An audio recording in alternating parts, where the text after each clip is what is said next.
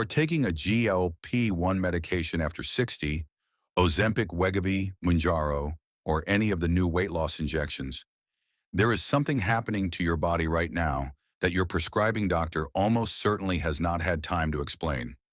You are losing muscle, not just fat, muscle. Research has found that a significant percentage of the weight lost on GLP-1 medications comes from lean muscle tissue rather than fat. And after 60, losing that muscle produces consequences that go far beyond the number on the scale. Most seniors on these medications are watching the weight come off and feeling good about it. What they are not seeing is what is happening underneath. And what is happening underneath may matter more than the weight loss itself. Nothing in this video is medical advice. Never stop or change a medication without talking to your doctor first. This video is about understanding what is happening, not about whether you should take these medications. Here is what GLP-1 medications actually do and why the muscle loss happens. GLP-1 stands for glucagon-like peptide 1. That is the technical name. Here is the plain language version. These medications mimic a hormone your gut produces after eating. That hormone signals your brain that you are full. The medication amplifies that signal dramatically, which is why people taking them experience reduced hunger and significant weight loss. The mechanism is real, and the weight loss results are genuine. But here is what that mechanism does not distinguish between: fat and muscle. When your body is in a significant calorie deficit, which is what GLP-1 medications create by suppressing appetite, it draws energy from whatever is available. Fat stores, but also muscle tissue. And after 60, your body's already less efficient at preserving muscle during periods of calorie restriction than it was at 40. Research has found that adults over 60 lose proportionally more muscle relative to fat during calorie restriction than younger adults, even without any medication involved. Add a GLP-1 medication that creates a more aggressive calorie deficit than most seniors would voluntarily maintain, and the muscle loss accelerates. A clinical analysis of weight loss composition in GLP-1 medication users found that in some study populations, up to 40% of total weight lost came from lean muscle mass rather than fat. Not a small percentage, nearly half. And in adults over 60, where muscle mass is already declining naturally, that additional loss compounds into a problem most prescribing doctors never flag. Write this down. GLP-1 medications are genuinely effective for weight loss, but they do not distinguish between fat and muscle when creating a calorie deficit. And after 60, that distinction matters more than at any other point in life.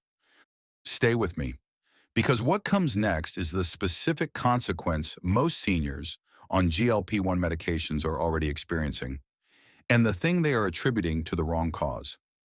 Here is what accelerated muscle loss after 60 actually feels like from the inside. Weakness that does not match your activity level. Tasks that used to feel manageable starting to feel harder. Fatigue that is different from tiredness. More like a structural weakness in the body that was not there before. A change in how your body feels when you move through the day. Most seniors experiencing this assume it is a side effect of the GLP-1 medication itself, nausea-fatigue adjustment, and wait for it to pass. Some assume it is the natural consequence of eating less. Very few connect it to accelerated muscle loss. But here is why it matters beyond how it feels right now. Muscle mass after 60 is one of the most significant predictors of long-term independence.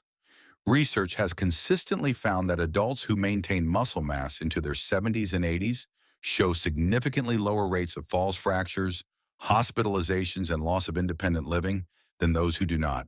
The weight on the scale is a short-term number. The muscle mass underneath it determines the quality of your independence for the next 2 decades. A medication that produces genuine cardiovascular and metabolic benefits while simultaneously accelerating the muscle loss that determines long-term independence is not a simple good news story. It is a trade-off that deserves a specific conversation. And most seniors taking GLP-1 medications have never had that conversation. Here is the moment I want to slow down for. This video is not saying GLP-1 medications are bad. The cardiovascular research is genuinely compelling. The metabolic benefits are real. For many seniors, the weight loss itself reduces joint stress, blood pressure burden, and inflammatory load that was producing its own long-term damage. This video is saying that the muscle loss side of the trade-off deserves the same conversation as the weight loss benefit, and most seniors are getting one without the other.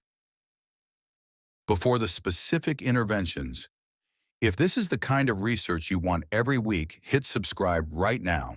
Not at the end, right now. Here is what the research supports for seniors on GLP-1 medications who want to preserve muscle while losing fat. The first thing is resistance exercise, not cardio, not walking. Resistance exercise specifically, anything that challenges your muscles against force. Chair squats, resistance bands, light dumbbells. Research has consistently found that resistance exercise during calorie restriction significantly reduces the proportion of muscle lost relative to fat. The exercise sends a signal to the body that the muscle is being used and needs to be preserved. Without that signal, the body has no reason not to use it for fuel. A study tracking adults on GLP-1 medications who added resistance exercise found that the muscle-to-fat ratio of weight loss improved significantly compared to those who did not exercise. Same medication, same dose, same calorie deficit, more fat lost, less muscle lost. The exercise was the variable. The second thing is protein intake, specifically timed and specifically dosed. Research on protein requirements during calorie restriction in adults over 60 consistently finds that the muscle-preserving threshold is higher than most people consume.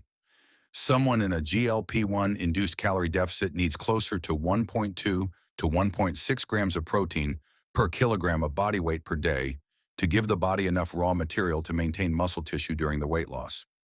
The practical translation: if you weigh 70 kilograms, that is approximately 84 to 112 grams of protein per day, distributed across every meal. Not concentrated at dinner. Spread across breakfast, lunch, and dinner with a minimum of 25 to 30 grams at each meal. The challenge specific to GLP-1 users is that appetite suppression makes eating this amount genuinely difficult. The medication is working exactly as designed. The appetite is suppressed, and the protein that the muscle needs is not getting through because eating feels like an effort rather than a desire. This is the specific gap that most GLP-1 prescriptions never address. Here is something worth considering before you close this video. If you are on a GLP-1 medication and you have a follow-up appointment coming up, bring this specific question. Ask your doctor, what is the plan for preserving my muscle mass while I am losing weight? Not as a challenge, as a genuine question that deserves a specific answer. If the answer is a long pause or a vague recommendation to exercise more, that pause is the gap this video exists to fill.